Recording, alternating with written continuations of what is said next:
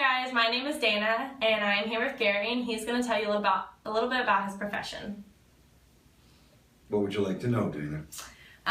What is the title of your profession? Okay, at the present time, I'm an English teacher, state certified English teacher, and at the present time what I do is I'm working as a writing consultant in room 120, which is a writing lab here at Valencia College, East Campus. Mm-hmm. And how long have you been doing that for? This is actually my first time here in the Writing Center, but I have been an English professor here at this college before, and I started on this level, I would say 2 years ago, mm-hmm. And I'm coming from a background as an 11th grade high school English teacher. Okay. What experience or knowledge is required to do your job? Well, certainly a degree in some form of communications. Specifically for me would be a knowledge of a good working knowledge of the English language. Mm-hmm. You have to be in command of grammar, you have to be in command of your vocabulary.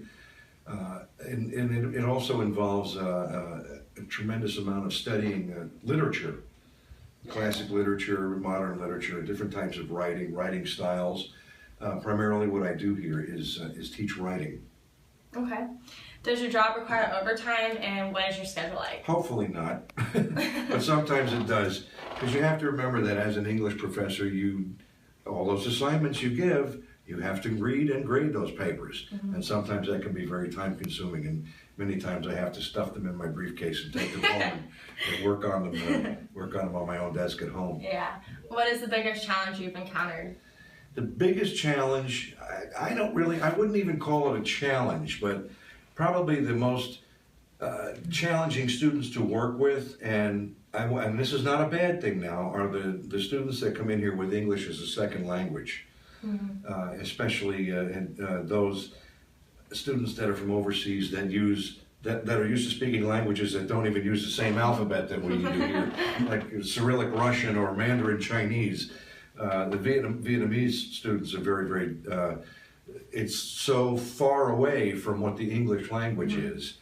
And this is not a bad thing, and it doesn't mean that any of these students are stupid. They're actually highly intelligent. The problem they have is it's a communications thing. And sometimes when you work with students like that, you have to be extremely patient with them. Mm-hmm. And you have to be willing to sit down and explain, okay, look, sometimes when you make the translation in your head, the words miss, and you have to stop, slow down, and say just exactly what is it I'm trying to say. Mm-hmm.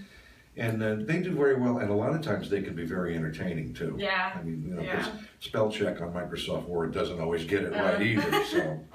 If you were entering this career today, would you change any preparation in any way to facilitate entry? Me? No, I don't think so.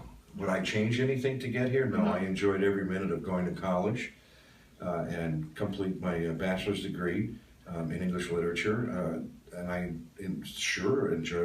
really did enjoy working with the 11th grade for a number of years. And I think I like this level better. I really do enjoy teaching, and most of what I teach are the developmental classes. Mm-hmm. It's a good age group to teach because you got a lot of students who come in who are just not quite where they should be, mm-hmm. and you can really open up their heads and start pouring information in. And they're like little sponges. I mean, they just sit there and just suck it all up. I really do enjoy this level, and currently I'm at UCF as a music major, finishing my master's there. And I'm 58 years old right now, and I haven't quite decided what I want to be when I grow up. So I'm just not going to grow up. What advice would you give to me or anyone else thinking about this career? Do you love it? Yes. Do you enjoy it? Yes. Do what you love. Okay. You might as well. It's so difficult these days because of the economy being what it is. And they say, well, I'm going to do this. And I'm like, you can't make a living doing that these days. Well, I got news for you. You can't make a living doing anything these days. Yeah. So do something you love, first of all. My father used to say that because if you don't enjoy it, you're going to be doing it for a long time. Exactly. So you might as well enjoy it. Exactly. And the other thing to keep in mind is that anytime you can give of yourself as an educator to someone else, that is really helping to make the world a better place. Yeah. I really believe that. Sure. Well, that wraps it up for us.